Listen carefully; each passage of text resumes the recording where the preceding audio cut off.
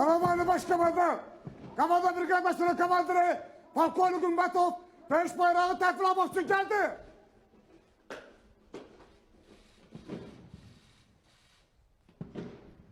Karamanlı Başkomandan, and içirem ki bu müqəddəs keşikte gözüm bir anda olsun böyle bu bayraktan ayrılmayacağım.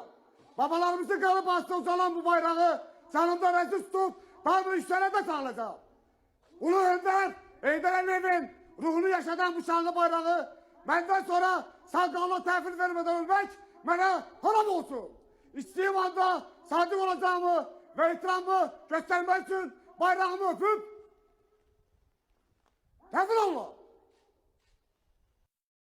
Haddımla marş!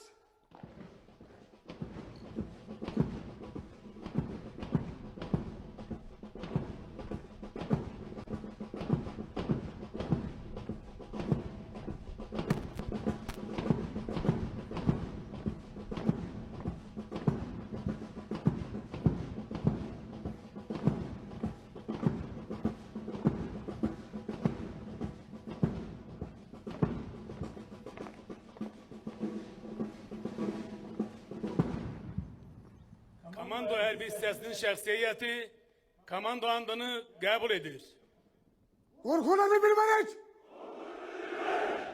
Biz de onların askeri. Yuva ettik köyleri. Baştan dönen yerleri. Engel tanımaz aşarız. Uçak fukarlı dağları. El verir uzanırız. Mavi kara bulutlara. Ben Azerbaycan komandasıyım. Düşmanı demir yumruğum lazarım. Her yerde ben varım. Havada, kuruda, denizde, çölde, her zaman ve her yerde.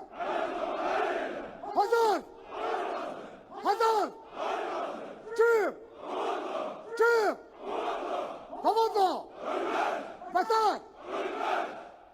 Karamanlı Başkomandan, Komando Brigadası'nın şahsiyeti, komando adını kabul etti.